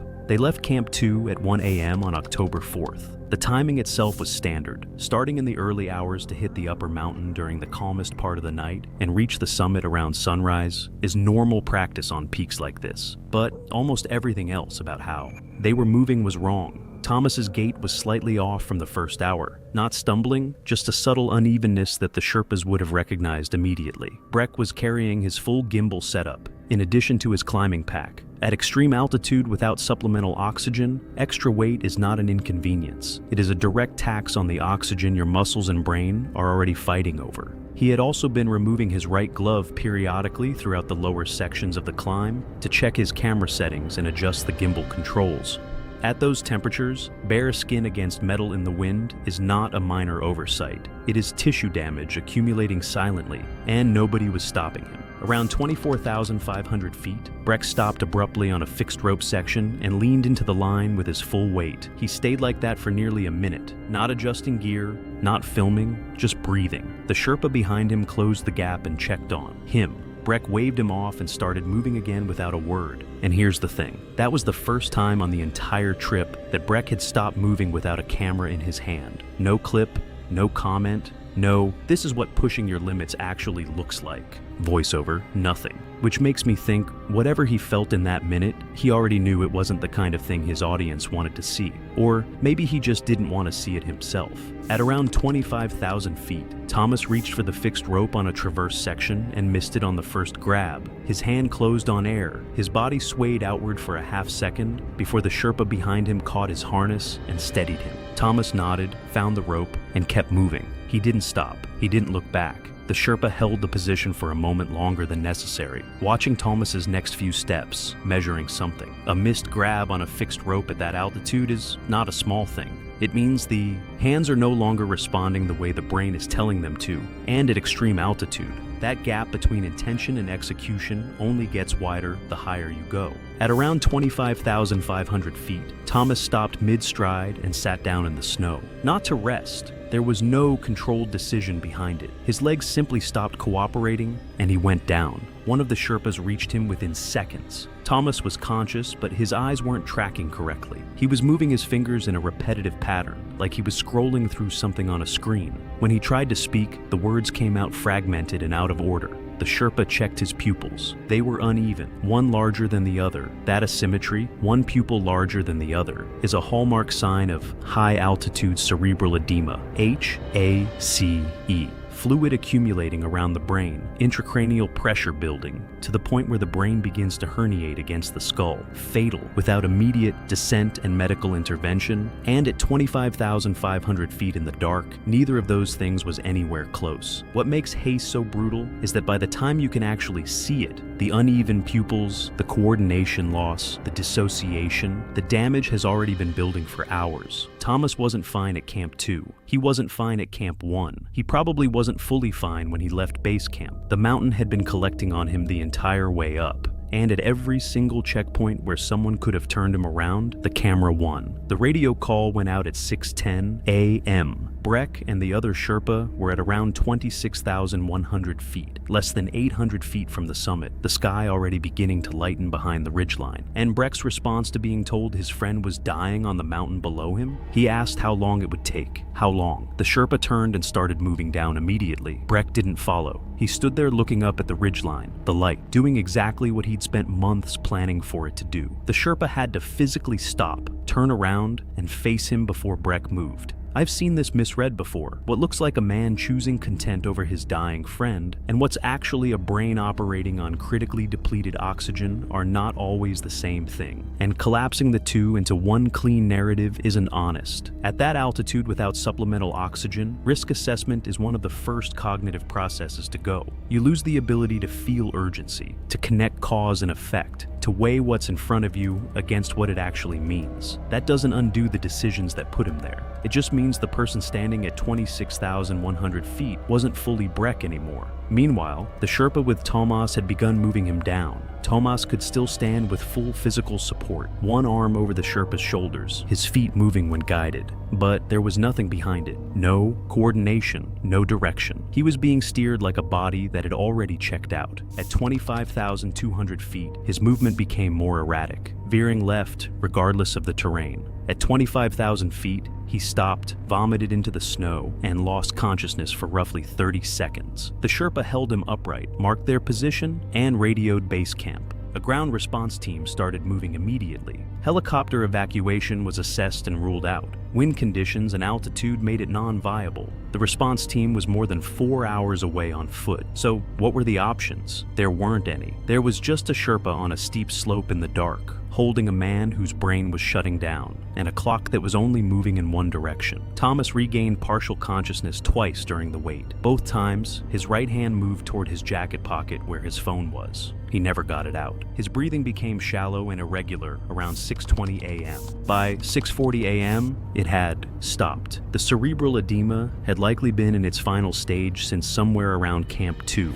On the descent from 26,100 feet, the Sherpa with Breck was moving carefully and watching him closely. Breck was ambulatory but operating on a significant delay, each step slightly behind where it should have been, his balance requiring more correction than it should have. He wasn't talking much, which was itself unusual for someone who had been filming commentary the entire climb. At around 25,800 feet, on a section of the northwest face where the route runs along a narrow shelf with open slope dropping away to the left, Breck stopped. He unshouldered his pack, pulled out the gimbal, and began setting it up on a flat section of rock at the trail's edge. The sky behind the ridgeline was doing exactly what he had planned for it to do for months. The light was right, the angle was there. The Sherpa was 10 feet ahead and moving. What happened next took only a few seconds and made almost no sound. Breck stepped back from the gimbal to check the framing. The trail edge at that section is unmarked. There is no barrier, no fixed line, no visual indicator of where the shelf ends and the open face begins. In the low pre-dawn light, with his depth perception compromised by hypoxia and his proprioception dulled by hours of cold and exhaustion, his right foot found nothing. He didn't grab for anything. He didn't make a sound. He simply shifted his weight backward and the slope took him. The Sherpa turned at the sound, crampons scraping across ice in a